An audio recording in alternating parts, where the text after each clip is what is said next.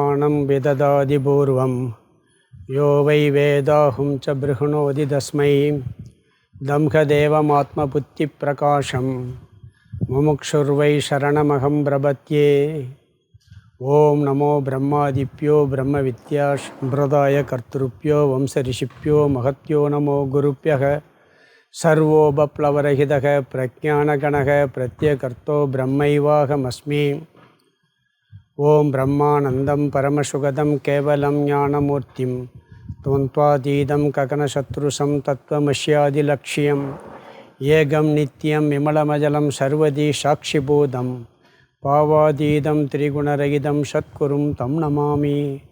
குருர் பிரம்மா குருர் விஷ்ணு குருர் தேவோ மகேஸ்வரக குரு சாட்சாத் பரம் பிரம்ம தஸ்மை ஸ்ரீ குரவே நமக. ஓம் சகனாவவது சகனௌ புனக்து சக வீரியம் கரவாவகை தேஜஸ்வினாவதீதமஸ்து மா வித்விஷாவகை. ஓம் சாந்தி சாந்தி சாந்தி. இதில் முதல் ஸ்லோகமும் 122வது ஸ்லோகம் படிக்கணும். முதல் ஸ்லோகம் 122 படிக்கணும். ஸ்ரீஹரிம் பரமானந்தம் உபதேஷ்டாரமீஸ்வரம் வியாபகம் சர்வலோகானாம் காரணம் தம் நமாம்யகம். ஸ்லோகம் 122. யத்ர யத்ர மனோ யாதி பிரம்மணஸ்தத்ர தர்ஷனாத் மனசோ தாரணம் சைவ தாரணாசா பராமதா. யத்ர யத்ர மனோ யாதி பிரம்மணஸ்தத்ர தர்ஷனாத் மனசோ தாரணம் சைவ தாரணாசா பராமதா.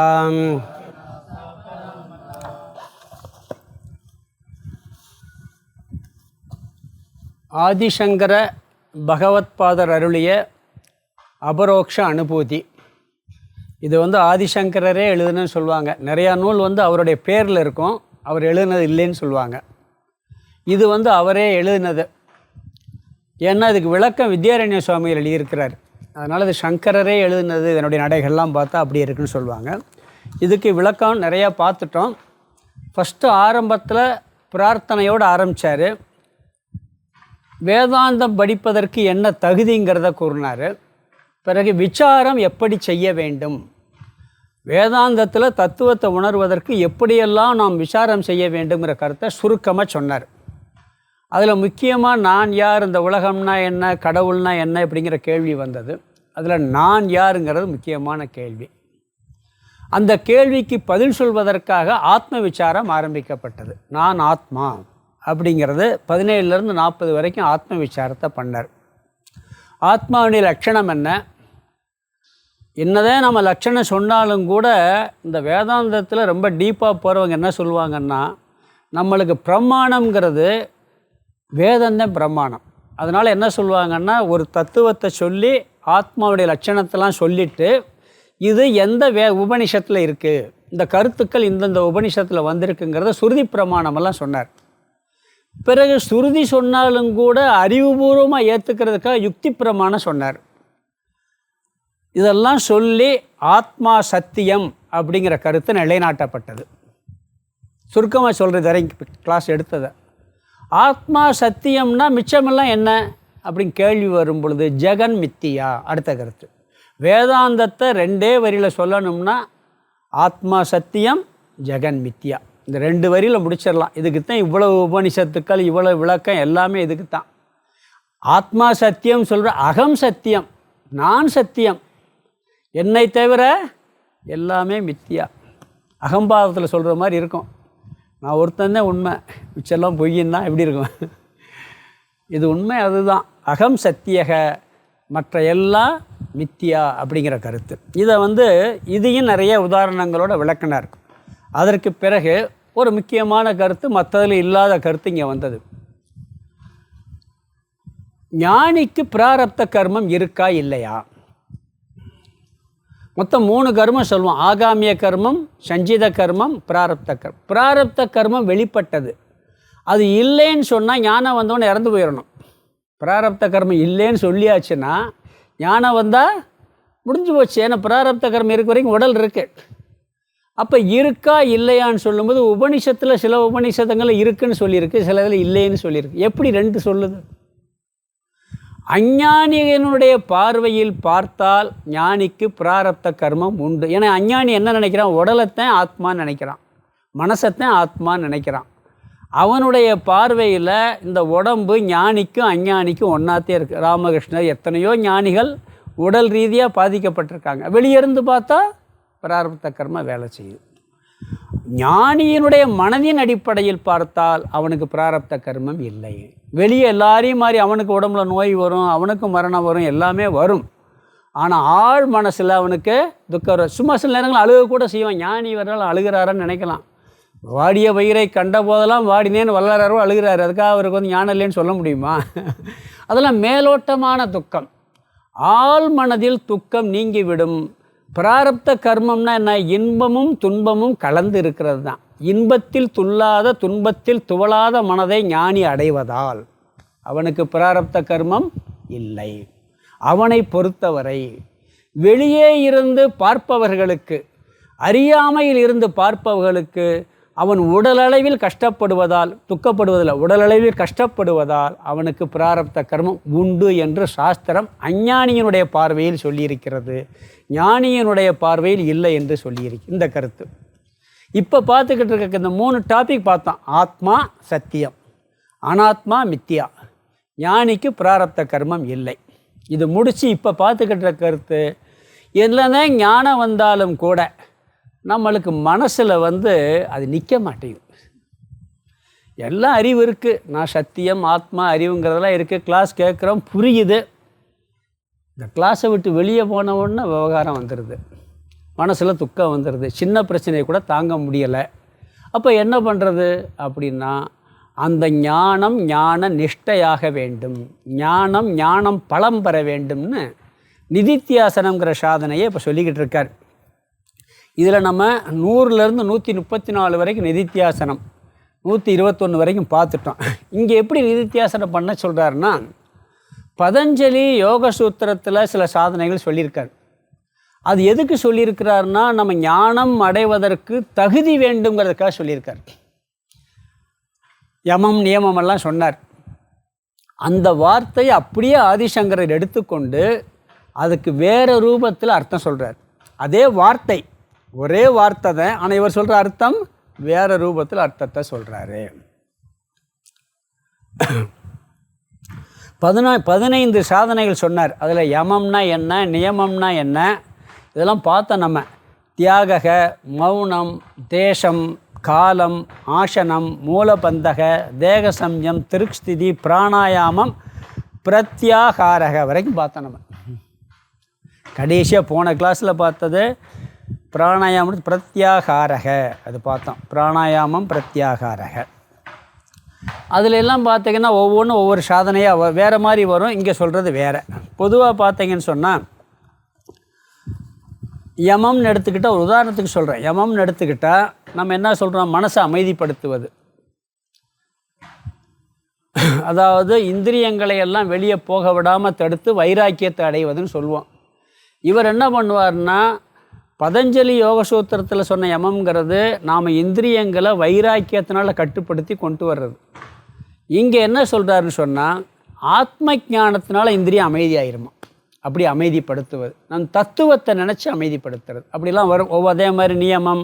பிறகு தியாகங்கிற கருத்து எப்படின்னா, ஆன்மீக வாழ்க்கைக்கே ஒருத்தன் வந்து இந்த தத்துவத்தை புரியணும்னா தியாக மனப்பான்மை கொஞ்சம் இருக்கணும், விட்டு கொடுக்குற மனப்பான்மை இருக்கணும், தாங்கிட்ட இருக்கிற தானம் பண்ணுற புத்தி இருக்கணும். இது தியாகம். இங்கே என்ன தியாகம் சொல்கிறாருன்னா, இவன் உலகத்தவே தியாகம் பண்ணுறான். யார்? ஞானி. இந்த உலகமே உண்மை அல்ல, பொய்ன்னு தியாகம் பண்ணுறான். அந்த கருத்தில் தியாகம். இப்படிலாம் பார்த்துருக்கோம். பிறகு மௌனம். மௌனம்னா நாம் சாதனை என்ன பண்ணுவோம்? பேசாமல் இருக்கிறது மௌனம். மௌனம் வர வார்த்தையில் பேசக்கூடாது. சில பேர் சைகையில் கூட காமிப்பாங்க. சைகையும் காமிக்கக்கூடாதுன்னு சொல்லுவாங்க சில நேரங்களில். அது மௌனம்லாம் தனியாக இருக்கணும். 4 பேர் சேர்ந்து மௌனம் வர்றது என்ன ஆகும் தெரியுமா உங்களுக்கு? பேசிடுவாங்க. ஒரு இதே இருக்குது. 4 பேர் மௌனம் விரதம் இருந்தாங்களாம். ஒருத்தர் சைகையில் காட்டிக்கிட்டு இருந்தாராம். மௌனம் விரதம்னா சைகை காட்டக்கூடாது தெரியுமோ அப்படின்ட்டாருன்னு ஒருத்தர். 3வது ஆள் நீ ஏன்டா பேசுன, நீ பேசிட்டேன்னாராம். 4வது ஆள் நான் மட்டும் பேசலைன்னாராம். மௌன விரதம் என்னாச்சு? அவுட்டு. இது மௌன விரதம் சாதாரணத்துக்கு. ஆனால் ஞானிக்கு மௌனம் பிரம்மம் மட்டும்தான் மௌன ஸ்வரூபங்கிற அறிவோடு இருப்பானாம். இந்த உலகத்தில் நிசப்தம், இதெல்லாம் ஓங்கார ரூபம், நாம ரூப சப்த ரூபம். இந்த பிரபஞ்சம் அனைத்துமே ஆ ஊ இம் இந்த 3 எழுத்துக்குள்ளே எல்லா நாமமும் அடங்கிடும். வாயை திறந்தா ஆண் சத்தம், ஆங்கிற சத்தம் வரும். வாயை சுருக்குனா ஊங்கிற சப்தம் வரும். 3னா இம்ங்கிற சப்தம் வரும். ஓம். இந்த ஓமில் எல்லா நாமங்களும் அடங்கிவிடும். இந்த உலகத்தில் பிரபஞ்சத்தில் ஏதாவது பொருள் இருந்தால் ஒரு நாமம் வந்துடும். ஒரு ரூபம் இருந்தால் ஒரு பேர் வந்துடும். அப்போ இந்த எல்லாம் அந்த நாம ரூபத்தோடு உள்ளது. உண்மையில் நாமரூபமற்ற சப்தமே இல்லாத ஒன்று எதுனா பிரம்மன் மட்டுமேங்கிற ஞானத்தோடு இருப்பான். இது ஞானியினுடைய நிதித்தியாசனம் பண்ணுறவனுடைய மௌனம். பிறகு இவனுக்கு எப்படின்னு சொன்னால் இன்னொரு அறிவு இருக்கும். இந்த உலகத்தை பற்றி ஏதாவது நிறைய ஆராய்ச்சி பண்ணி விவாதமெல்லாம் நடக்குதுன்னு வச்சுக்கோங்க. இவன் என்ன நினைப்பான் தெரியுமா? பிரபஞ்சத்தை பற்றியும் தர்மத்தை பற்றியும் ஒரு லிமிட்டுக்கு மேலே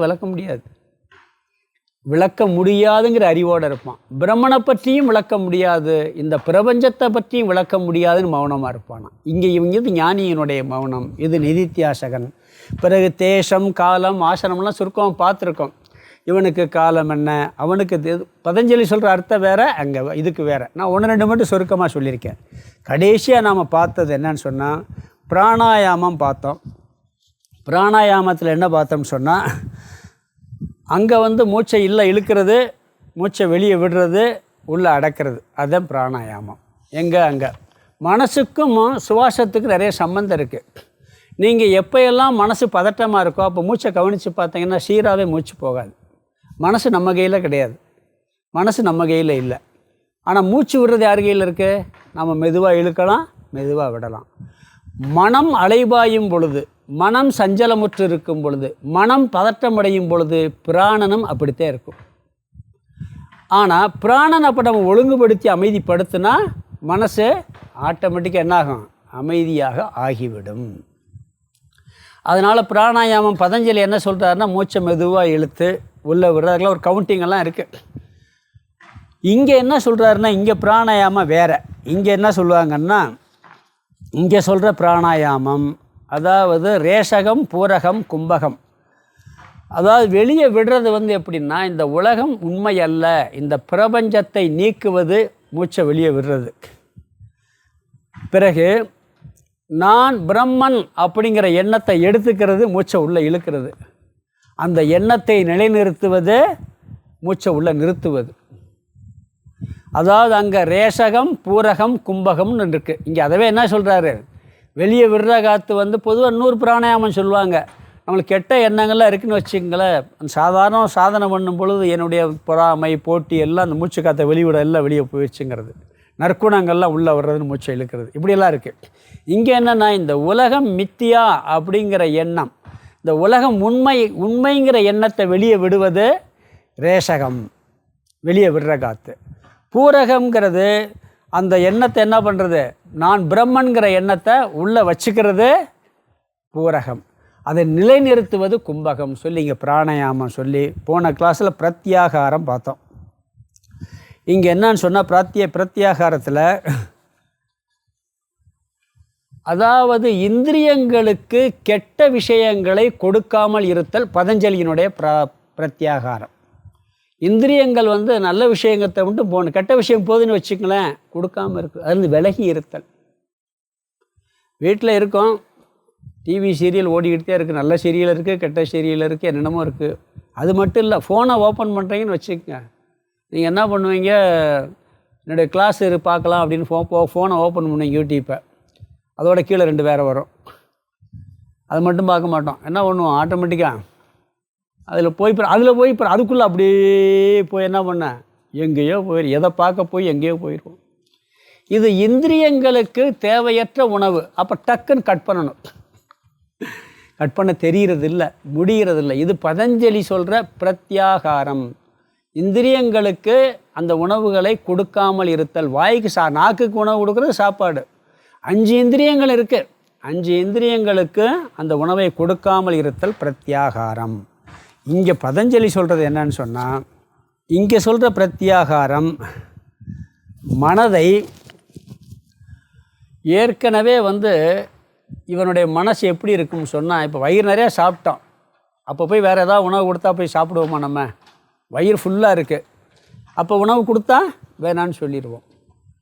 இவருடைய மனசு எப்படி இருக்குமா, இந்திரியங்கள்லாம் ஏற்கனவே நிறைவடைஞ்சதுனால இவனுக்கு வெளி விஷயங்களும் தேவையில்லாத இந்திரியம் வந்துச்சுன்னா, நான் எப்பொழுதுமே இந்த இந்திரியம்லாம் நிறைவாகி போச்சுன்னு சொல்லி அந்த உணவை பிரம்ம ஞானத்தினால் இவன் என்ன பண்ணுவானா, அந்த உணவை கொடுக்காமல் இருப்பான். தன்னுடைய சொரூபத்தை பார்த்து அந்த சைதன்யத்தில் மூழ்கி விடுவான். யார்? நிதித்தியாசகன். அதாவது விஷய சுகம் நாம் உள்ளே போனோம்னு சொன்னால் அந்த சுகம் என்ன பண்ணும்னா நம்மளை உள்ளே இழுத்து கொண்டு போய் நம்மளை மூழ்கடித்து அதுக்குள்ளேயே மூழ்க வச்சிடும். ஆனால் இந்த பிரம்ம சுகம் என்ன பண்ணால் நம்மளை பிரம்மனாகவே ஆக்கி விட்டுரும். அதனால் அந்த எண்ணத்தில் மூழ்கி இருப்பது பிரத்யாகாரம். போன கிளாஸில் தான் பார்த்தோம். விஷயங்களையெல்லாம் அனுபவிக்கின்ற அத்தனை விஷயங்களையும் தன்னுடைய சொரூபமாக பார்த்து மனதை அந்த சைதன்யத்தில் மூழ்கும்படி செய்வது பிரத்யாகாரம். இதெல்லாம் இந்த மோட்சத்தில் ஆசை இருக்கவங்க திருப்பி திருப்பி அபியாசம் பண்ண வேண்டும் சொல்லி 121 சொன்னார். இப்போ 122வது ஸ்லோகம் அர்த்தம் பார்க்கணும். இந்த 122 என்ன சொல்கிறாருன்னு சொன்னால், தாரணா அப்படிங்கிற ஒரு சாதனை. இதுவும் பதஞ்சலி யோக சூத்திரத்தில் வரும். தியானம் பண்ணும் பொழுது இந்த பிரத்யாகாரம் வரைக்கும் பகிரங்க சாதனை, வெளியே நாம் இந்திரியங்களை கட்டுப்படுத்துறது, இதெல்லாம் பகிரங்க சாதனையாக இருக்கும். இந்த 12வது சொல்லக்கூடிய சாதனை பிரத்யாகாரம், இந்திரியங்களை பிடித்து இழுத்து வைத்தல். இங்கே தாரணை, தியானம், சமாதி பதஞ்சலி யோக சூத்திரத்தில் கடைசியில் வரும். தியானம் பண்ணும்போது சாதனை தாரணை, தியானம், இதெல்லாம் அந்தரங்க சாதனை. இது மனசை நாம் ஒழுங்குபடுத்துகிற சாதனை. இப்போ இந்த தாரணை, தியானம், சமாதி மனதை பிடித்து இழுத்து உட்கார வைக்கிறது. அங்கே இந்திரியங்களை சொன்னார், இங்கே மனசை சொல்கிறார். இது தாரணைக்கு பொதுவாக பதஞ்சலி சொல்கிற அர்த்தம் என்னென்னா, வெளியில் செல்கின்ற மனதை உள்ளே இழுத்து கொண்டு வைத்தல். உள்ளே வைத்து கொண்ட மனதை நாம் எதை லட்சியமாக கொள்கின்றோமோ அதிலேயே இருத்து பழகுதல் தாரணை. அதாவது அதில் இருக்காது, போய்தான் வரும். தாரணையில் என்ன பண்ண கொண்டாந்து வைக்கிறது, வெளியே ஓடும், திருப்பி கொண்டாந்து வைக்கிறோம், இப்படிமா போய் வரும். தாரணை ஓரிடத்தில் வைப்பது தாரணா. ஆர்டர் கொடுக்குறோம் இந்த இதுக்கு. தியான சமாதி கொஞ்சம் அதில் வித்தியாசம் வந்துடும். தியானத்தில் கொஞ்சம் அப்படியே சீராக கொண்டு போவோம், சமாதியில் அது இன்னும் கொஞ்சம் டீப்பாக போகாது. அது அங்கே பார்ப்போம் நம்ம. இங்கே அந்தரங்க சாதனை, இந்த 3 சாதனை இருக்குது. அதில் தாரணையே இப்போ சொல்கிறார். ஒரே இடத்தில் பல விஷயங்களில் மனசு போகிறது என்ன பண்ணுறோம், நம்ம ஒரு மந்திரோபதேசம் வாங்கிடுவோம், ஓம் நம சிவாய, ஓம் நமோ நார வாங்கிடுவோம். இல்லை ஏதாவது ஒரு கடவுள் ரூபத்தை நினச்சி வெளி விஷயமெல்லாம் எனக்கு போகக்கூடாது, இந்த விஷயத்தில் இந்த ஓம் நம சிவாயில் மட்டும் மனசு இருக்குன்னு சொல்லி என்ன பண்ணுறோம், இழுத்து கொண்டு வைப்போம். இதுக்கு பேர் தாரணா, அங்கே சொல்கிற தியானம். நிதித்தியாசகனுக்கு எதுன்னு சொன்னால், இவனுக்கு கொஞ்சம் சுதந்திரம் கொடுக்குது. எது? சாதனையில். அதாவது ஸ்கூலில் படிக்கிற மாணவனுக்கு இத்தனை மணிக்கு வரணும், இத்தனை மணிக்கு படிக்கணும், இத்தனை மணிக்கு ஸ்கூலை விட்டு போகணும் அப்படிலாம் கட்டுப்பாடு விதிப்பான். காலையில் வெள்ளனா இத்தனை மணிக்கு எந்திரிச்சு படிக்கணும், நைட்டில் இப்படி ஒரு கட்டுப்பாடு இருக்குது. பிஹெச்டி பண்ணுறவனுக்கு கட்டுப்பாடெல்லாம் இல்லை. அவன் அதை விட ஹையாக படிப்பான், ஆனால் அந்த கட்டுப்பாடு கொஞ்சம் ரிலாக்ஸ் பண்ணியிருக்கேன் அதில். அது மாதிரி இந்த நிதித்தியாசக சாதனை பண்ணுறேன் பிஹெச்டி பண்ணுற மாதிரி 100% இவனுக்கு சுதந்திரம் உண்டு. இவன் என்ன பண்ணுவான்னா, மனசு நீ போகிறையா போய்க்கன்றுவான். அவன் என்ன பண்ணான், அந்த ஓம் நம சிவாயங்கிற மந்திரத்துக்கு வரணும்னு சொல்லி இழுத்து இழுத்து பிடிச்சி வைப்பான். இவன் என்ன பண்ணுவான், எங்கெல்லாம் போதோ போட்டோம் போட்டு என்ன பண்ணுவான் தெரியுங்களா, எங்கெல்லாம் போகிறதெல்லாம் போயிட்டு அங்கே போகிற இடத்த என்ன பண்ணுவான், பிரம்மனாக பார்த்துருவான். திருஷ்டி எங்கே வரேன், பிரம்மனாக பார்த்து விடுவான். அதே முதல் வார்த்தை பார்த்தீங்கன்னா முதல் வரியில் முதல் பகுதி, எத்திர எத்திர மனோயாதி, எங்கெங்கெல்லாம் மனது போகின்றதோ அங்கேயெல்லாம் மனது போகட்டும். பிஹெச்டி பண்ணுற மாதிரி சுதந்திரம் கொடுக்குறார். மனசு போதா போட்டும்ப்பா. நான் ஓம் நம சிவாயங்க நினைக்கிறேன். அது என்ன பண்ணுது, வீட்டில் இருக்கக்கூடிய பலகாரத்தை நினச்சிருதுன்னு வச்சுக்கிடுவோமே, போயிட்டு போகுது, அந்த பலகாரம் பிரம்மன் நினச்சிருவோம். அனைத்து என்ன பண்ணுறா சொல்கிறார், எத்திர எத்திர மனோயாதி தத்திர பிரம்மணக தர்ஷனாத்து, அவை எல்லாவற்றையும் நீ பிரம்மனாக பார்த்து விடுங்கிறார். இவனுக்கு ஞானம் வந்தாச்சு, நல்ல ஞானம் இருக்குது. உலகத்தில் கண்ணில் காண்பது எல்லாமே பிரம்மனுடைய சொரூபம்தான். தோற்றம் இதெல்லாம் மித்தியா. உண்மையிலே ஆதாரமாக இருக்கிறது என்ன, பிரம்மன்கிற ஞானம் வந்ததுனால எங்கே போனாலும் அதுவும் பிரம்மன் தான் அப்படின்னு மனசில் டக்குன்னு என்ன பண்ணிடுறான், எண்ணத்தை மாற்றிடுவான். அவனுக்கு அப்படி இல்லை, இந்த நாமத்தில் வரணும், இந்த ரூபத்தை தியானிக்கணும். இவனுக்கு அப்படி இல்லை, எந்த ரூபத்துக்கு ஒரு திருடன் நினைக்கிறான்னு வச்சுக்கிடுவோமே, நம்மளுக்கு ஒரு எதிரி இருக்கான், விரோதி இருக்கான், அது மேலே நம்மளுக்கு அப்படியே கோபமாக வந்திருக்கு, அப்போ தான் சண்டை போட்டு வந்திருக்கான், உட்காந்து தியானம் பண்ணுறான். பண்ணும்போது என்ன அவன் ஞாபகம் வருமா வராதா, அவனும் பிரம்மஸ்வரூபமே. நினச்சா எப்படி யோசிச்சு பாருங்கள், கோபம் வருமா, மாறிடுமா இல்லையா, அந்த நிமிஷம் கோபம் மாறிடுமா இல்லையா. கஷ்டம் சொல்கிறது ஈஸி. எப்படி எதிரியை போய் பிரம்மனா நினைக்க சொல்கிறீங்க, முடியுமா? அது எவ்வளவு கெடுதல் பண்ணியிருக்கான்னு தெரியுமா எனக்கு, எவ்வளவு துரோகம் பண்ணியிருக்கான், அவனை போய் பிரம்மனா நினைக்கிறதான்னு தோணும். தத்துவம் புரிஞ்சால் என்ன நினைப்பான், அத்தனையையும் பிரம்மனாக நினை. எத்திர எத்திர மனோயாதி தத்திர பிரம்மனக தர்ஷனாத்துன்ட்டார். எல்லாவற்றிலையும் பிரம்ம திருஷ்டி இருக்கட்டும், அல்லது நீ ஆத்மாவாக பார்க்க வேண்டும். ரெண்டாவது வீரர் சொல்கிறார் பாருங்கள், மனசக தாரணம் செய்யவ, இதுதான் மனதை ஒருநிலைப்படுத்துதல். ஷ தாரணா பரா மதா, இப்படிப்பட்ட தாரணை தான் மிக மிக மேலானது, உயர்ந்தது. ஆரம்பத்தில் இருக்க தாரணையெல்லாம் எப்படின்னு சொன்னால் கொண்டு போய் இழுத்து இழுத்து பிடிச்சி உட்கார வைக்கிறது. இங்கே சொல்கிற தாரணை என்ன, போட்டோம் நான் தியானம் பண்ண உட்காந்துருக்கிறதும் பிரம்மனைத்தான், வெளியே போனால் அந்த பொருளும் எது, பிரம்மன் தான், அதுவும் நான் தான். இங்கே நான் நினச்சிக்கிட்டு இருக்க எண்ணமும் அதுதான். எங்கே போனாலும் அந்த எண்ணத்தை பிரம்மனாக மாற்றுவது தாரணை அப்படிங்கிறார். அதாவது கடலில் எத்தனையோ அலைகளை பார்க்குறோம் நாம், சின்ன அலை பெரிய அலை சுனாமி அலை கூட வரட்டும், எல்லாமே என்ன இருக்குங்க, தண்ணி தான்.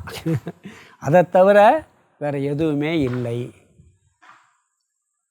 தண்டவாளம் ஒரே தண்டவாளம்.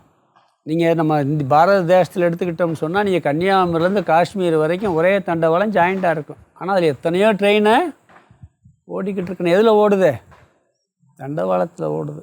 பிரம்மன் மீது இத்தனையும் ஏற்றி வைக்கப்பட்டுள்ளது. எத்தனை எண்ணங்கள் வந்தாலும் ஆதாரமான தத்துவம் பிரம்மனே அப்படிங்கிற எண்ணத்தில் இருப்பது இங்கு தாரணை அப்படிங்கிறார். அடுத்த சாதனை தியானம். அதாவது பதஞ்சலி சொல்கிறதுல உட்காந்து அமர்ந்து தியானம் பண்ணும் பொழுது வெளியே போகிற சிந்தனையெல்லாம் கொண்டு ஒன்றில் நிறுத்தி பழகுவது தாரணை. இங்கே நீங்கள் ஏதோ பிரம்மத்தை பற்றி நினைக்கிறீங்க, வேறு எங்கேயாவது எண்ணம் போகுது, அதுவும் பிரம்மன் நினச்சிருங்க. எல்லாவற்றுக்கும் ஆதாரமான தத்துவம் எது, பிரம்மன். இது நிதித்தியாசகன் செய்ய வேண்டிய தாரணை. முதல்ல செய்ய வேண்டிய தாரணை பதஞ்சலி சொன்னதையும் பண்ணணும். ஆரம்பத்தில் அவர் என்ன சொல்லியிருக்காரோ அதைத்தான் பண்ணணும். ஞானம் வந்த பிறகு நீங்கள் உட்காந்து பண்ணுறதை விட எப்போ வேணாலும் இந்த தியானத்தை பண்ண முடியும். அடுத்து தியானம். இது 14வது சாதனை. அடுத்த ஸ்லோகம் படிக்கலாம். பிரம்மை வாஸ்மீதி சத்விருத்யாம் நிராலம்பதயா ஸ்திதிஹி தியானசப்தேன விக்யாதாம் பரமானந்ததாயினீம் பிரம்மைவாஸ்மீதி சத்விருத்யாம் நிராலம்பதயா ஸ்திதிஹி தியான சப்தேன விக்யாதாம் பரமானந்ததாயினி. இது 14வது சாதனை. மொத்தம் 15 சொல்லியிருக்காரு, 13 முடிச்சிட்டோம். இது 14 தியானம். இது தாரணைக்கு அடுத்து வரக்கூடிய சாதனை. பதஞ்சலிக்கும் அப்படி தான் சொல்லியிருக்கார். அதாவது வெளியிலிருந்து உள்ளே எடுத்து வைத்த மனதை ஓர் இடத்தில் நிறுத்தி வைப்பது தாரணை. தாரணையில் போயிட்டு வரும். தியானத்தில் போக விடாமல் அதிலேயே பண்ணுறது. இப்போ 108 தடவை ஜபம் பண்ணுறோம்னு சொல்கிறோம். ஒரு 2 தடவை 3 தடவை சொன்னோன்னே என்ன அப்படியே போயிடுச்சு. பிறகு திருப்பி ஒரு 5 தடவை ஜபம் பண்ணிக்கிட்டு இருப்போம். நான் சும்மா மனசுக்குள்ளே தான் நம்ம ஜபம் ஓடும். என்ன எங்கே போயிடும், எங்கேயாவது போயிட்டு வரும். இதுக்கு பேர் தாரணை. இந்த 108 தடவையும் வெளியவே போகாமல் இருந்துருச்சுன்னா அதுக்கு பேர் தியானம். அப்படியே இருந்தால் இது பதஞ்சலி சொல்கிறது. சமாதி அதுக்கு அடுத்த ஸ்டெப் ஒன்று வருது, அது என்னன்னு பார்ப்போம். இங்கே அந்த தியானத்தில் பலவிதமான தியானம் இருக்குது. பொதுவாக நாம ஜபம், நாம ரூபம், ஒரு பண்பை எடுத்து தியானம் பண்ணுறது கூட இருக்குது. ஒரு பண்பை எடுத்து தியானம், அந்த பண்பவே சிந்திக்கிறது. இப்படி நம்மளுடைய முயற்சி செய்து அந்த முயற்சியை ஒரே எண்ணத்தில் கொண்டு வந்து நிறுத்திவிட்டால் அதுக்கு பேர் தியானம். அந்த எண்ணத்தில் நிறுத்த முடியாமல் போய் வந்தால் தாரணை. ஆனால் நிறுத்திட்டோம்னு வச்சுக்கோங்க, முயற்சி செஞ்சு கஷ்டப்பட்டு பல பயிற்சியின் மூலமாக அந்த எண்ணத்தில் நாம் நிறுத்துகின்றோம். இதுக்கு பேர் தியானம். ஆரம்பத்தில் ஒரே மனசுலாம் வராது. மனசு போய்த்தான் வந்துக்கிட்டு இருக்கோம். அதெல்லாம் நம்ம விரும்பி வர்றதில்லை. நாம் நினச்சாலும் நினைக்காட்டாலும் என்ன பண்ணோம், நம்மளை எறியாமல் வெளியே ஓடும். அதுக்காக தான் பல காலமாக பயிற்சி பண்ணுறோம். தேவையற்ற எண்ணங்கள் எல்லாம் வரும். தியானம் பண்ணும்பொழுதே நம்ம மனசு எவ்வளோ மோசமாக இருக்குன்னே தெரியும். அதுக்கு முன்னாடி கூட தெரியாது. தியானம் பண்ணும் பொழுது தான் நம்ம மனசெல்லாம் எப்படி இருக்குன்னு தெரியும். பொதுவாக ஆன்மீக வாழ்க்கைக்குள்ளே வராத மக்களுக்கு தான் இருக்க குறையே தெரியாது. இப்போ நம்மளுக்கு ஒரு பொறாமை வருதுன்னு வச்சுக்க, பொறாமை எல்லாத்துக்கும் வருது. எனக்கு இப்போ பொறாமை வருதே, இது வரக்கூடாதேன்னு ஒரு எண்ணம். இது பொறாமை வருது, அப்படி இது தப்பு அப்படிங்கிற எண்ணம் கூட வராது மற்றவனுக்கு. இந்த சாதனைக்குள்ளே வந்தவங்களுக்கு அவங்களுக்கும் எண்ணம் இருக்கும். ஆனால் என்ன பண்ணால் இது வருது வரக்கூடாதுங்கிற புத்தியாவது இருக்கும் இந்த ஆன்மீக சாதனையில் வரும். அது மாதிரி தியானம் பண்ணும்போது பல எண்ணங்கள் நம்மளை அறியா மீறி போகும். மீண்டும் மீண்டும் கொண்டு வந்து பயிற்சி பண்ணி அந்த ஒரே எண்ணத்தில் நிலைநிறுத்துவது தியானம். முயற்சி பண்ணி வெளி எண்ணங்களை நீக்குதல், விஜாதிய எண்ணத்தை நீக்கி நாம் நினைத்து கொண்டிருக்கக்கூடிய அந்த ஒரே எண்ணத்தில், சஜாதிய எண்ணத்தில் முயற்சியுடன் போகவிடாமல் நிலைநிறுத்திட்டால் அதுக்கு பேர் தியானம்னு பேர். சில பேர் சொல்லுவாங்க, நம்ம தியானம் பண்ணால் எனக்கு தேவையில்லாத எண்ணங்கள்லாம் வருதே, நான் என்ன பண்ணுறதுன்னா, வரும். வராதுன்னு யார் சொன்னால் கண்டிப்பாக வரத்தான் செய்யும். நம்ம பழகணும். நம்ம தியான யோகத்தில் 6வது அத்தியாயத்தில் பார்த்தீங்கன்னா அந்த பகிரங்க சாதனையில் சொல்வார், நீ ஒரு நாளைக்கு 10 நிமிஷம் தியானம் பண்ணணும்னா 23 மணி நேரம் 50 நிமிட வாழ்க்கை ஒழுங்காக இருக்க வேண்டும் பார். ஒரு முறைப்படுத்தப்பட்டதாக இருக்க வேண்டும். தூங்கிறது, சாப்பிட்றது, வேலை செய்கிறது எல்லாம் ஒரு லிமிட்டாக இருக்கணும். ஒரு முறையாக இருந்தால் அந்த 10 நிமிஷம் அழகாக தியானம் கொடுப்பார். நம்ம அப்படியா இருக்கோம், டென்ஷனாகி போய் உட்காந்து டென்ஷன் குறைக்கிறதுக்கு தான் தியானம் பண்ணுறோம். அப்படி இருக்கா இல்லையா? அப்படி இருக்கும்போது போகத்தே செய்யும், தப்பு இல்லை. அது குறைக்கிறதுக்கு தியானம் பண்ணுறது தப்பு இல்லை. ஆனால் போவதேன்னு கவலைப்படக்கூடாது. போயிட்டு வரட்டுமே. அப்படி போய் முயற்சி பண்ணி கொண்டு வந்து நிறுத்துதல் தியானம். இங்கே என்ன பண்ணுவான்னு சொன்னால், தியானம் கொஞ்சம் நேரம் பண்ணும் பொழுதெல்லாம் ஆரம்பத்தில் எல்லாத்தையும் சொல்லுவாங்க, நீ ரொம்ப இழுத்து பிடிக்காத, கொஞ்சம் நேரம் விளையாடி மனசு போயிட்டு வரட்டும்னு விட்டுறணுமா. அது போகிற போக்கில் இந்த குழந்தைகள்லாம் கட்டிப்பிடிச்சி இழுத்துனா வீம்பிட்டு போகும், விசும்பு பண்ணிட்டு போகும், உதறிட்டு போகும். அது மாதிரி கொஞ்சம் விட்டு பிடிக்கணுமா, பிறகு அதுவாக என்ன வரணும்னு சொல்லுவாங்க. இங்கே என்ன சொல்கிறாருன்னா, நிதித்தியாசனுடைய தியானம் இதெல்லாம் அஞ்ஞானியினுடைய தியானம், உபாசனையில் பண்ணுற தியானம். இங்கே ஞானி என்ன பண்ணுறான்னா, இவன் அடைந்த ஞானத்தை மனதில் அப்படியே வைத்து கொண்டிருத்தல். என்ன ஞானம் சொல்கிறார் இங்கே? முதல் வரி முதல் வார்த்தையில் பிரம்ம ஏவ அஸ்மி இதி, நான் பிரம்மனாகவே இருக்கின்றேன், பூரணமானவனாக, நிறைந்தவனாக, நிறைவுள்ளவனாக, பிரம்மஸ்வரூபமாகவே இருக்கின்றேன் என்று அதுக்கு லட்சணம் சொல்கிறார். சத் விருத்திகி, உண்மையான எண்ணம். சங்கரர் அந்த எண்ணத்துக்கு என்ன சொல்கிறார்? இதுதான் உண்மையான எண்ணம். நம்மை பற்றி நாம் மற்ற எத்தனையோ எண்ணங்கள் வச்சுருப்போம், அதையெல்லாம் நீக்கி நான் நிறைவானவன், பூரணமானவன், பிரம்மஸ்வரூபமானவன் என்ற எண்ணத்தில் நிலைநிறுத்து. அங்கே என்ன பண்ணுறான்? வெளி எண்ணங்களை நீக்கி ஒரு நாமத்தில் கொண்டு வந்து நிலைநிறுத்துகிறோம். இங்கே வெளி எண்ணம் என்ன? நான் இப்படிப்பட்டவன், அப்படிப்பட்டவன், நல்லவன், நான் கெட்டவன், நான் இந்த வகுப்பை சேர்ந்தவன், இல்லை நான் படித்து இவ்வளோ பெரிய பட்டத்தில் இருக்கிறவன், இவ்வளோ பெரிய பதவியில் இருக்கிறவன், நம்மளை பற்றி அப்படி தான் நான் கற்பனை பண்ணியிருக்கான். இல்லை நான் ஒரு 50 வயசு ஆகிப்போச்சு, இல்லை எனக்கு 80 வயசு ஆகிப்போச்சு, வயசாகி போச்சு, இல்லை நான் இளைஞனாக இருக்கிறேன், இதையெல்லாம் இருக்கா இல்லையா? நம்மளை பற்றி இப்படி கற்பனை பண்ணியிருக்கோமா இல்லையா?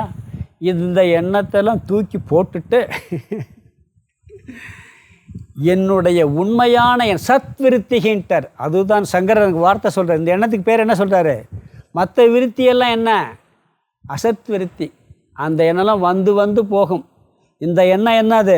போகாத விருத்தி, நிலையான விருத்தி.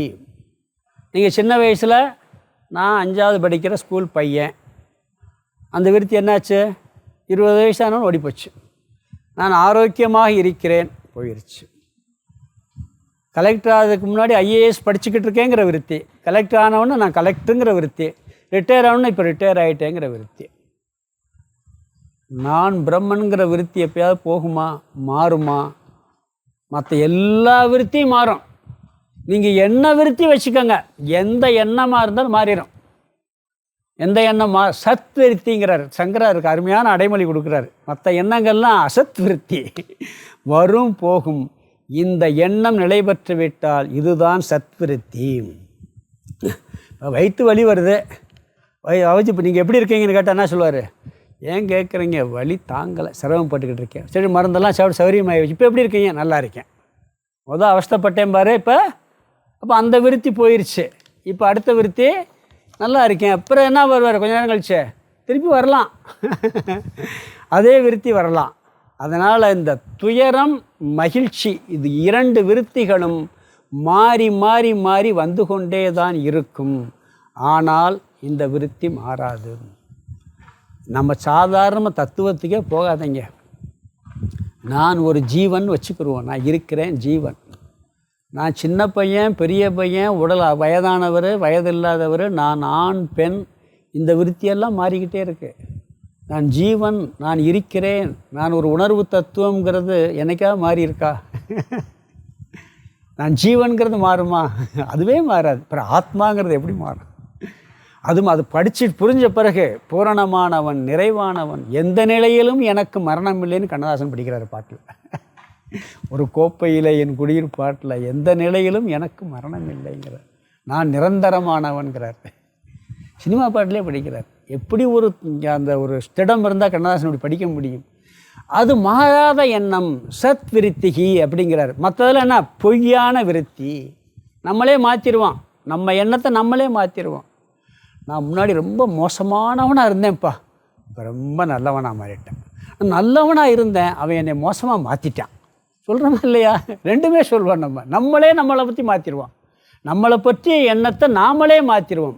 நான் இருக்கின்றேன், நான் உயிர் தத்துவம், உணர்வு தத்துவம், ஆத்ம தத்துவம் அப்படிங்கிற தத்துவத்தை மாற்ற முடியாது, மாறவும் மாறாது. அப்போ அது மாறாத எண்ணத்தில் நிலைநிறுத்துவது இங்கே தியானம். அதே எண்ணம் நம்மளை பற்றி மற்ற எந்த முடிவு செஞ்சாலும் அது மாறக்கூடிய விருத்தியாகத்தான் இருக்கும், அசத் விருத்தியாகத்தான் இருக்கும். இந்த ஒரு விருத்தி மட்டுமே சத் விருத்தி அப்படின்னு சொல்கிறார். அதாவது இது ஒரு சூக்ஷமமான கருத்து. நம்மளை பற்றி நாம் என்னெல்லாம் முடிவு பண்ணி வச்சுருப்போம்.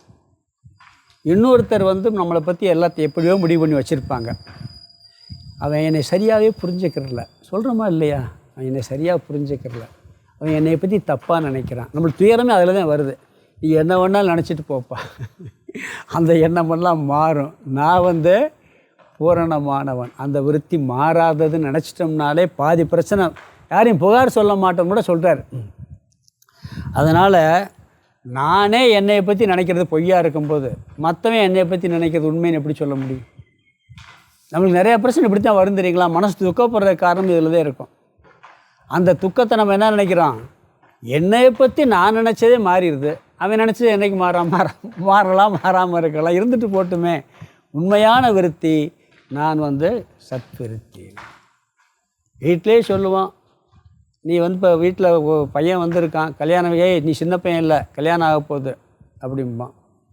இப்போ நீ கணவன் ஆகிட்டேன்னு சொல்கிறான் ஒரு பையனை. பிறகு என்ன பண்ணுவான்? அப்பா ஆகிட்டேன்பான், பிறகு தாத்தா ஆகிட்டேன்பான்.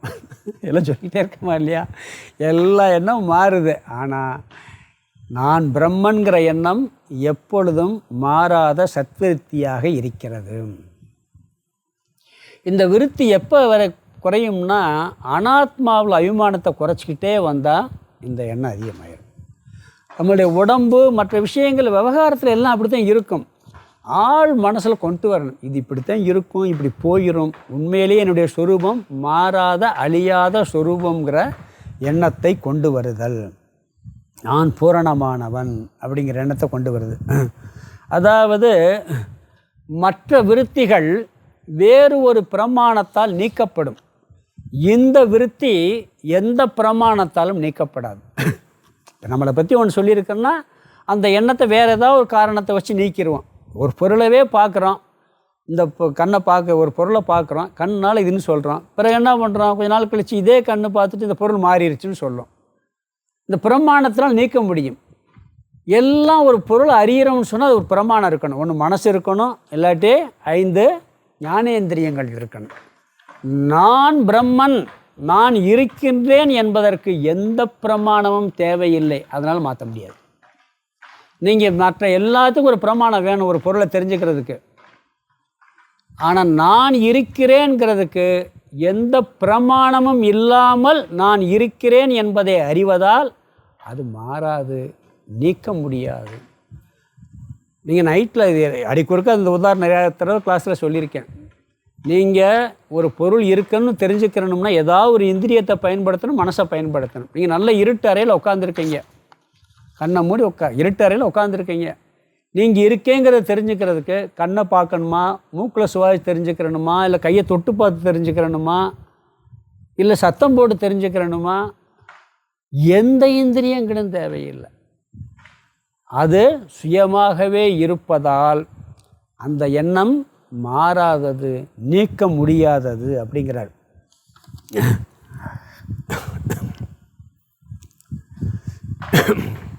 அதாவது நான் பிரம்மனா ஆத்மாவான்னு முடிவு செய்ய வேண்டியது யார்? நம்ம தான். நம்ம ஞானம் அறிஞ்சுன்னா அதை முடிவு பண்ணலாம், இல்லாட்டி முடிவு பண்ண முடியாது. சில விஷயங்கள்லாம் நாம தான் முடிவு பண்ண முடியும். டாக்டர் வைத்தியம் பார்ப்பார், வைத்தியம் மாற்றி மருந்தெல்லாம் கொடுத்துருவார். கொடுத்துட்டு என்ன கேட்பார்? இப்போ உடம்பு எப்படி இருக்குதுன்னு கேட்பார். நாம தான் சொல்ல முடியும், அவர் வைத்தியம் பண்ணி சொல்ல முடியாது. அவர் டெஸ்ட் பண்ணி பார்த்துட்டு உனக்கு ஒன்றுமே இல்லை அப்படிங்கிறார். இல்லை டாக்டர், எனக்கு வயிறு வலிச்சுக்கிட்டு இருக்குன்னு அவருக்கு என்ன தெரியும்? நீங்கள் கொடுத்த மருந்தெல்லாம் ஓகே. சில பேர் என்ன பண்ணுவாங்கன்னா டெஸ்ட் பண்ணி பார்ப்பார், எல்லா டெஸ்ட்டையும் பார்த்துட்டு உனக்கு ஒரு நோய் இல்லைன்றவார் டாக்டர். எனக்கு தெரியுதே டாக்டர், எனக்கு உடம்புல சிலது பார்த்துருக்கேன் பாருங்கள், எல்லா டெஸ்ட்டும் நார்மலாக இருக்கும். ஆனால் இவன் என்ன சொல்லுவான்? எனக்கு ப்ராப்ளம் இருக்குது, நீங்கள் இல்லையே, மெடிக்கல் ரீதிப்படி உனக்கு ஒன்றும் இல்லை. இல்லை எனக்கு தெரியுதே. அப்போ என்ன இப்படிலாம் நிறைய கேஸ் வந்திருக்கு. அவருக்கே புரியாது, என்னப்பா எல்லா டெஸ்ட்டையும் பண்ணியாச்சு, உடம்புல ஒரு நோய் இல்லை, எனக்கு நோய் இருக்குது, எனக்கு தானே சார் டாக்டர் தெரியுது அப்படிங்கிறான். என்ன பண்ண முடியும்? சில கேஸ் அப்படி வந்திருக்கு, பார்த்துருக்கீங்களா? ஒருத்தர் ஒரு வயிற்று வலியில் அவசப்பட்டார். டெஸ்ட் பண்ணி பார்த்தா நடந்த உண்மை ஒன்றுமே இல்லை, எல்லா டெஸ்ட்டும் பண்ணியாச்சு, இந்த அடி வயிறு எரியுது, எல்லாம் பார்த்தாச்சு, ஒன்றும் பண்ணல, அதை பற்றி நீக்கவும் முடியலை, ஒரு டெஸ்ட்டில் ஒன்றும் இல்லை, எல்லாம் பார்த்துட்டாங்க, எதுவுமே கண்டுபிடிக்கணும். ஒரு பெரிய ஜோசியர், அவர் ரொம்ப பூர்வ ஜென்மம் ஆராய்ச்சி பண்ணக்கூடிய ஒரு ஞானி மாதிரி. இது உனக்கு பூர்வ ஜென்மத்தில் நீ ஒருத்தனுடைய வயிற்றரசியல் இப்படி கொட்டியிருக்க, அவ்வளவு நீ பண்ண கொடுமையில் பண்ணிட்டாங்க, அதனால் இது சாகிற வரைக்கும் உனக்கு இருக்கத்தையும் செய்ய ஒன்றும் பண்ண முடியாதுட்டார். டாக்டருக்கு தெரியலை. அவருக்கு அது மாதிரி நான் பிரம்மஸ்வரூபம் தெரிஞ்சுக்கிறது நம்ம தான் முடிவு பண்ண முடியும். வேறு யாரும் நீ பிரம்மனான்னு சொல்ல முடியாது. நம்ம புரிஞ்சுக்கிட்டோம்னா அதில் இருக்க முடியும் அப்படிங்கிறார். முதல் வரியில் கடைசி வார்த்தை, இந்த உண்மையான எண்ணத்தில் நான் பிரம்மன்கிறத சத்விருத்தின்ட்டார். அதில் ஸ்திதிகி இருத்தல். ரெண்டாவது வரி முதல் பகுதி, தியான சப்தேன விக்கியாதா, தியானம் என்ற சொல்லால் விளக்கப்படுகிறது, கூறப்படுகிறது. இங்கே தியானம் என்ன சொல்லிட்டாரு? அசத்விருத்தியை நீக்கி உண்மையான நான் இருக்கின்றேன், சத்தாக இருக்கின்றேன், பிரம்மனாக இருக்கின்றேன் என்ற சத்விருத்தியில் நிலைநிறுத்துதல் இங்கு தியானம் என்ற வார்த்தையால் அழைக்கப்படுகிறது. தியான சப்தேன விக்கியாதா அப்படின்ட்டார். நீ ஒன்றும் செய்ய வேணாம்ப்பா, நான் பூரணமான உண்மையான அறிவோடு இருக்கிறேன் அப்படிங்கிறத நினச்சிக்கிட்டா போதுங்கிறார். வேறு ஒன்றா நீ செய்ய வேண்டியது இல்லைங்கிறார். ஒருத்தர் என்ன சொன்னார், என்ன செய்கிறேன்னு ஒருத்தர் கேள்வி கேட்டாராம். நான் சும்மா இருக்கிறேன்னு சொன்னாராம். நீ சும்மா என்னப்பா செய்கிற அப்படின்னாராம். கேள்வியே தப்பா இல்லையா? ஏன் சும்மா இருக்கேன்னு கேட்டால் கேள்வி ரைட்டு. ஒருத்தர் என்ன செய்கிறேன்ட்டு சும்மா இருக்கேன்ட்டார். இவர் என்ன கேட்கணும், ஏன் சும்மா இருக்கேன்னு கேட்டால் கூட கேள்வி ரைட்டு. சும்மா என்ன செய்கிறேன்னா செய்யாமல் இருக்கிறது தானே சும்மா. அது மாதிரி வேறு ஒன்றும் நீ செய்ய வேண்டியதில்லை. நான் பூரணமான சத்ஸ்வரூபம் பிரம்மஸ்வரூபன் என்ற உண்மையான அறிவுடன் தொடர்ந்து இருப்பது இங்கு தியானம். நிராலம்ப ததா, ஆலம்பனம். அதாவது அங்கேயெல்லாம் தியானத்துக்கு ஒரு ஆலம்பனம் சொல்லுவோம். ஆலம்பனம் என்ன? ஒரு அடையாளம். இப்போ சிவலிங்கத்தை தியானம் பண்ணுறது, விஷ்ணுவை தியானம் பண்ணுறது, சிவநாமத்தை தியானம், இதெல்லாம் ஆலம்பனம்னா ஒரு அடையாளம். இங்கே நிராலம்பனம்ட்டார். நிராலம்ப தயா, அதாவது இங்கே தியானத்துக்கு எந்த ஒரு ஆலம்பனமும் இல்லை. அங்கே ஒரு சிவலிங்கம், தட்சிணாமூர்த்தி, முருகன், விநாயகர், ஏதாவது ஒரு ஆலம்பனம் வடிவத்தை வச்சு தியானம் பண்ணுறோம். இங்கே அது இல்லை. இல்லை ஒரு நாமம், சப்தம், நமசிவாய, நாராயணம், சப்தத்தை ஒரு ஆலம்பனமாக வச்சுருப்போம். இங்கே என்ன ஆலம்பனம்? ஒரு ரூபமோ நாமமோ பிடிச்சிக்கிறது இல்லை. அது இல்லாமல் பண்ணக்கூடிய தியானம் தான் இங்கே நிதித்தியாசன தியானம். நிராலம்பனம் சொல்லிட்டார். அங்கே சகுனம், இங்கே நிராலம்பனம். அங்கெல்லாம் ஆலம்பனம் எது? ஏதாவது ரூபம் இருக்கும், இல்லாட்டி ஒரு நாமம் இருக்கும். இங்கே எதுவும் கிடையாது. தத்துவம், அறிவு, என்னுடைய சொரூபத்தை நானே தியானத்தில். வெளியே இருக்கக்கூடிய பொருளை தியானிக்கிறது இல்லை. அதெல்லாம் வெளியே சிவன் ஒருத்தர் இருக்கார், விஷ்ணுன்னு ஒருத்தர் இருக்கார், அவங்க ரூபத்தவோ அவங்க நாமத்தவோ நம்ம பண்ணுறது ஆலம்பனம். இங்கே ஆலம்பனா அப்படி வெளிப்பொருள் இல்லை, நானே தான். நிராலம்பனம்ட்டார். சப்ஜெக்ட் இங்கே ஆத்மா, ஆலம்பனம் வெளி விஷயம் அல்ல. இதுதான் இங்கே நிதித்தியாசனம். அது என்ன சொல்கிறாருன்னு சொன்னால், அந்த நிதித்தியாசனம் பண்ணும்போது மனசு எப்படி இருக்குன்னு சொல்கிறார்.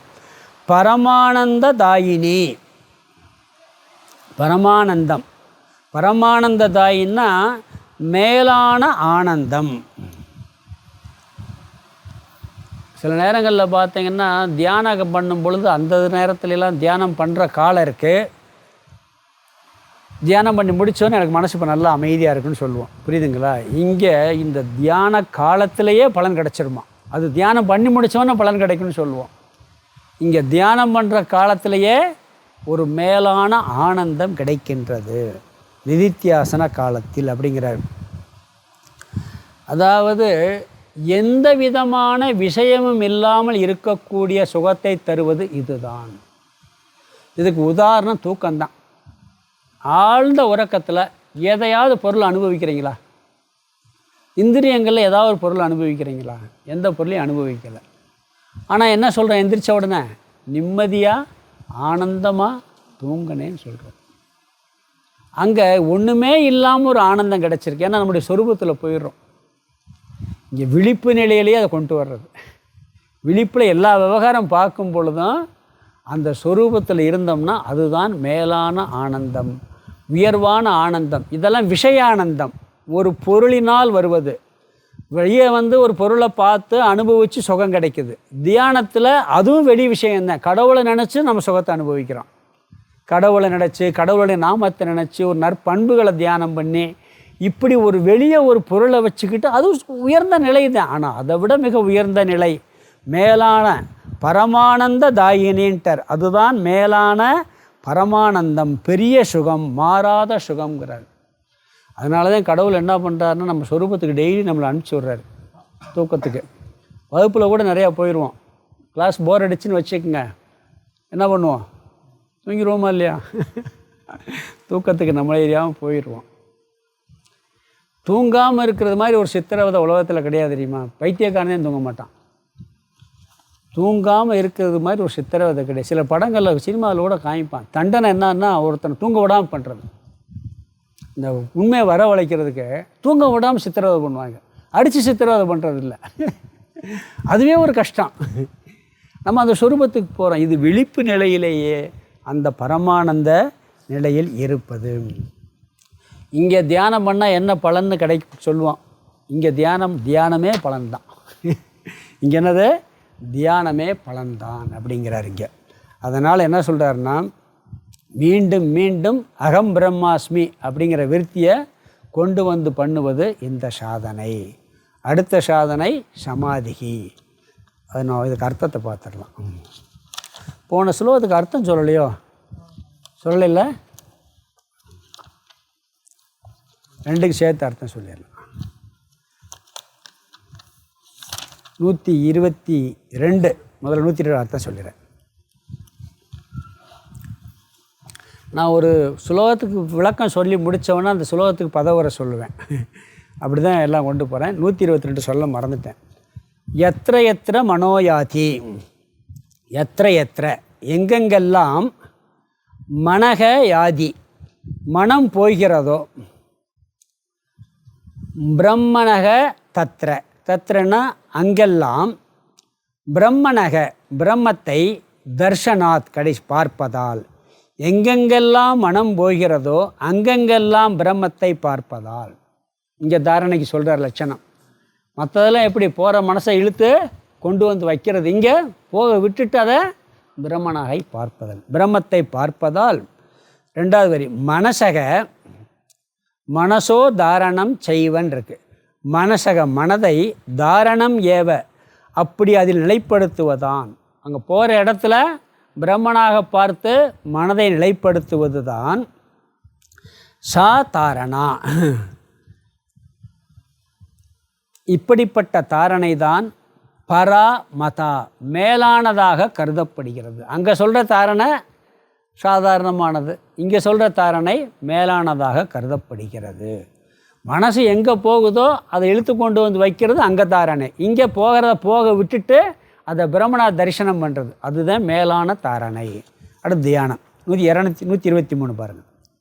பிரம்ம ஏவ அஸ்மி இதி, பிரம்ம ஏவ அஸ்மி இதி, நான் பிரம்மனாகவே அஸ்மி இதி இருக்கிறேன் என்று சத்விருத்தி, சத்விருத்தி விருத்தியான் இருக்கு. சத்விருத்தின்னா உண்மையான எண்ணத்துடன், நான் பிரம்மனாகவே இருக்கிறேன் என்ற உண்மையான எண்ணத்துடன். இங்கே சத்விருத்தின்ட்டார், அதுதான் உண்மையான எண்ணம். மற்ற எண்ணமெல்லாம் பொய்யான எண்ணம்.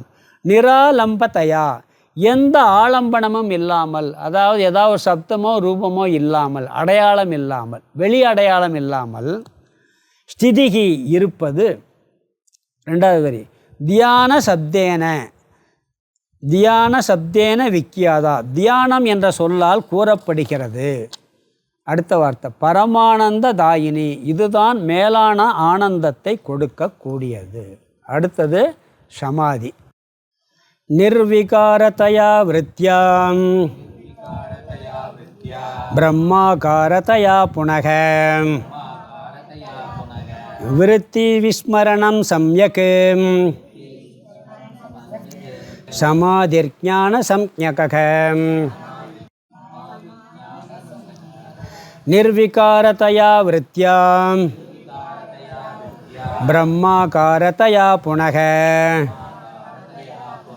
விருத்தி விஸ்மரணம் சம்யக் சமாதிர்ஞான சம்ஞக.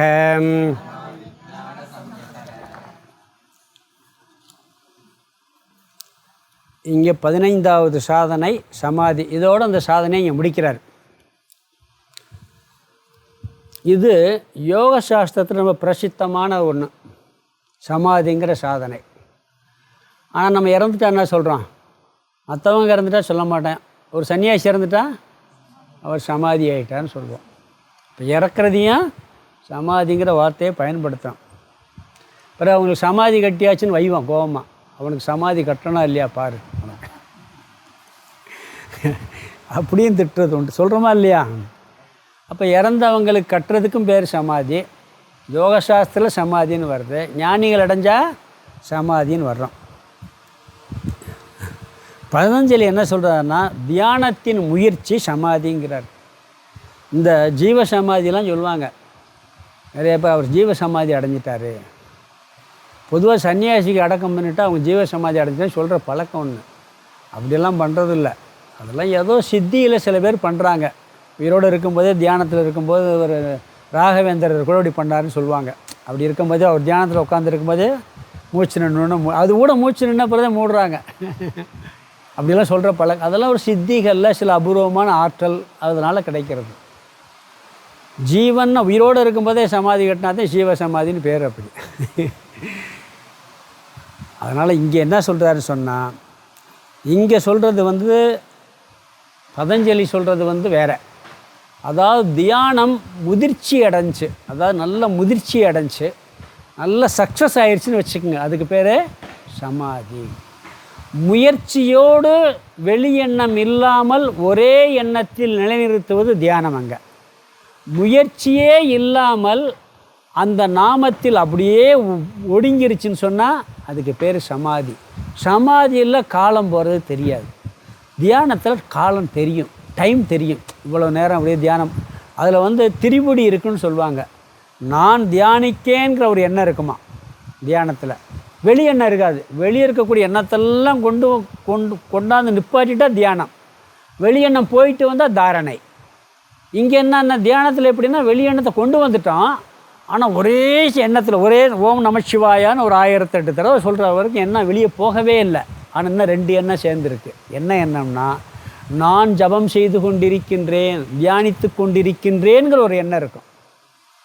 புரியுதுங்களா? நான் இந்த நாமத்தை செய்து கொண்டிருக்கின்றேங்கிற எண்ணம் இருக்குது. அந்த விஷயத்தை நான் தியானம் செஞ்சுக்க. ஆனால் அங்கே என்னன்னா, நான் தியானம் செஞ்சுக்கிட்டு இருக்கேங்கிற எண்ணமும் இருக்காது. அந்த ரூபம் அது டைமே தெரியாதுங்கிறாங்க. அந்த ஒரே சிந்தனை. அதனால தூக்கத்தில் கூட அங்கே நான் தூங்கிக்கிட்டு இருக்கேன்னு தெரியக்கூடாது. தெரிஞ்சுன்னா என்ன அர்த்தம்? தூங்கலேன்னு அர்த்தம். அதனால எந்திரிச்சவன டைம் பார்க்குறோம்.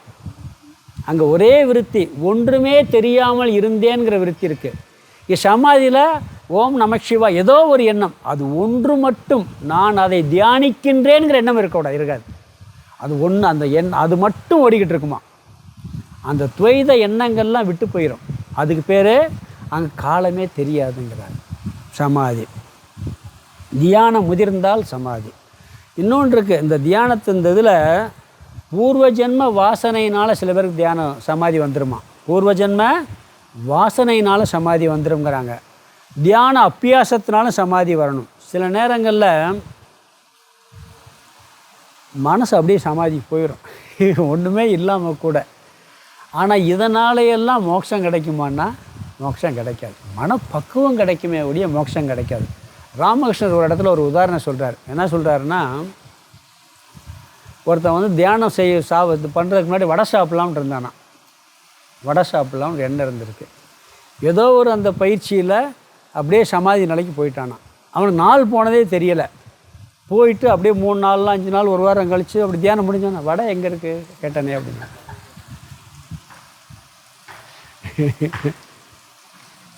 அந்த பழைய வாசனை திருப்பி வருங்கிறார். இது பொதுவாக நம்ம சமாதிங்கிறது. இது இந்த பயிற்சியில் அதில் கொண்டு போகிறது நல்லது தான். இதனால் மனசு ஞானத்துக்கு தகுதி கிடைக்குமே ஒழிய இதனால் ஞானமோ மோட்சமோ கிடைக்காதுன்னு சொல்கிறாங்க.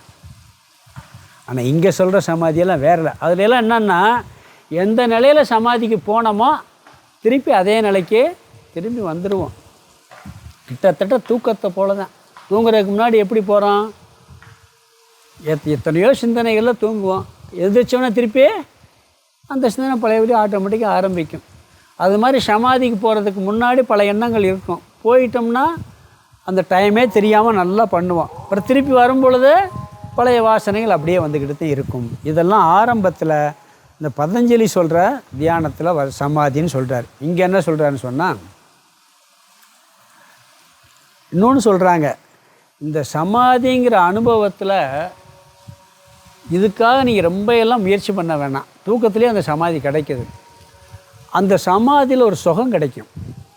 தியானம் பண்ணுறதுலே ஒரு சுகம் கிடைக்கும். அந்த சமாதி அளவுக்கு நீ தியானம் பண்ணிட்டீங்கன்னா அது ஒரு பேர் அப்படியே ஒரு ஆனந்தமாக இருக்கும். அந்த சுகத்தில் மூழ்கிடுவானாம். அது ஒரு தோஷங்கிறார், ரஜாஸ்வாதம்ங்கிறார். அதாவது ஆன்மீக சாதனைகள்லையே என்னன்னு சொன்னீங்கன்னா, ஒருத்தன் தபஸ் பண்ணுறார், வைராக்கியம்னா என்ன? எல்லா இந்திரிய சுகத்தையும் கட்டுப்படுத்தி வரும் பொழுது அதில் ஒரு ஆனந்தம் கிடைக்கும். அந்த ஆனந்தம் சொல்கிறாங்க, நீ இந்த உலக சுகத்தை வைராக்கியம் அடைஞ்சிட்டேன்னா இதை போல் 100 மடங்கு சுகம் கந்தர்வலோகம், அந்த சுகம் இப்படி ஒவ்வொன்றா சொல்கிறாங்க. நீ சொர்க்கலோகத்தை வைராக்கியம் வந்துருச்சுன்னா பிரம்மலோக சுகம் கிடைக்கும். அதுலேயும் வைராக்கியம் அடைஞ்சு ஆத்ம ஞானம் கிடைக்கும் சொல்லுவாங்க. அப்போ இந்த வைராக்கியத்தை அடைகிறதுலையே ஒரு சுகம் கிடைக்குது. ஆனால் அதுலேயே மூழ்கிட்டேன்னா ஞானத்துக்கு வர முடியாது. சில பேருக்கு ஜபம் பண்ணுறதுலே சுகம், தியானம் பண்ணுறதுலே சுகம், பூஜை பண்ணுறதுலே சுகம், நாம ஜபம் பண்ணுறதுலே சுகம். நல்லது. ஆனால் அதுலேயே நின்றாதேங்கிறார். அதுலேயே நின்றுட்டோம்னா என்ன ஆகும்? அதுக்கு பேர் ரஜாஸ்வாதம்பாங்க. அது கூட அதில் ஒரு சுகம் கிடைக்குது, நல்ல சுகம்தான். இருந்தாலும் கூட உனக்கு மோட்சம் கிடைக்காது. அதில் மோட்சம் கிடைக்காது. திருப்பி ஞானத்துக்கு நீ ஆக வேண்டும். அதனால் என்னென்னா, இந்த சமாதிங்கிற ஆனந்தத்தில் மூழ்கிடக்கூடாதுன்னு சொல்லுவாங்க. தியான ஆனந்தம், சமாதி ஆனந்தம் லட்சியம் அல்ல. நம்மளுக்கு லட்சியம் என்ன? ஆத்ம ஞானம், மோட்சத்தை அடைவது, பிறவா நிலையை அடைவது. அதனால் என்ன சொல்கிறான்னு சொன்னால், இந்த சமாதிக்கும் அந்த சமாதிக்கும் வித்தியாசம் இருக்குது. இங்கே நான் பிரம்மன் என்ற விஷயத்தில் இயல்பாக அதிலேயே மாறிவிடுவது இங்கே சமாதி. அங்கே தியானத்தில் முயற்சி பண்ணி கொண்டு வர்றோம்ல, அது மாதிரி என்ன ஒரு பிரச்சனை வந்தாலும் அந்த நேரம் என்ன ஆகுமா? ஆட்டோமேட்டிக்காக அவேர்னஸ் வந்துடுமா, அங்கே போயிடுமா. அப்படி கொண்டு வர்றது வரைக்கும் இந்த பயிற்சி பண்ணுவது இங்கே சமாதிங்கிறார். அதாவது சுற்றுப்புற இந்த சமாதி நிலையில் போனால் எல்லா சொல்லையும் மறந்துட்டோம்னு வச்சுங்க, சமாதிக்கு போயிடுவோம். இப்போ கிரிக்கெட் மேட்ச் பார்க்குறான் ஒரு பையன், அவனுக்கு பிடிச்ச நாட்டில் நம்ம இந்தியா நல்லா ரன் பண்ணிக்கிட்டு இருக்கு. நீங்கள் அவனுக்கு எதாவது மருந்துக்கிறது சாப்பிட்லேன்னு வச்சுங்க, அந்த நேரம் கொடுத்தா சாப்பிட்ருவான். ஏதாவது களைச்சி கொடுத்தேன்னு வச்சுங்க, அவனுக்கு அந்த ருசி கூட தெரியாது, குடிச்சிடுவான். ஏன்னா அவன் அங்கே சமாதியில் இருக்கான். எந்த சமாதியில்? கிரிக்கெட் சமாதியில் இருக்காங்க. அப்படி வெளி சூழ்நிலையெல்லாம் மறந்து போயிடும் உங்களுக்கு. வெளி சூழ்நிலையில் அவனை பாதிக்காத ஒரு சூழ்நிலைக்கு விடுறான்னு சொல்கிறார். இங்கே ஞானி என்ன பண்ணுறான்னா, நான் பிரம்மனாக இருக்கிறேங்கிற ஒரு நினப்பு கூட இல்லை, இவன் பிரம்மனாகவே பிரம்மஸ்வரூபமாகவே மாறி விடுகின்றான் அப்படிங்கிறார். நிர்விகாரதயா விருத்தியாங்கிறார். எந்த விதமான விகாரமில்லாத விருத்தி, பிரம்மத்தை விஷயமாக கொண்ட விருத்தி, பிரம்ம ஆகாரதயா புனகங்கிறார். இதவே திருப்பி மீண்டும் மீண்டும் கொண்டு நம்ம இயல்பாகவே அது போயிடுமா. அந்த எண்ணம் ஒரு பிரச்சனை வருதுன்னு சொன்னால் சுபாவமாகவே அதுக்கு போயிடும். அப்படி போகிறது இங்கே உள்ள சமாதிங்கிறாரு. இதுக்கு இன்னும் கொஞ்சம் விளக்கம் இருக்குது, இதை அடுத்த வகுப்பில் பார்க்கலாம் சேர்த்து. ஓம் பூர்ணமத பூர்ணமிதம் பூர்ணாத் பூர்ணமுதட்சியதே பூர்ணஸ்ய பூர்ணமாதாய பூர்ணமேவாவசிஷ்யதே. ஓம் சாந்தி சாந்தி சாந்தி. ஹரிஹி ஓம் ஆதிகுருநாத சுவாமிக்கு ஜெய்.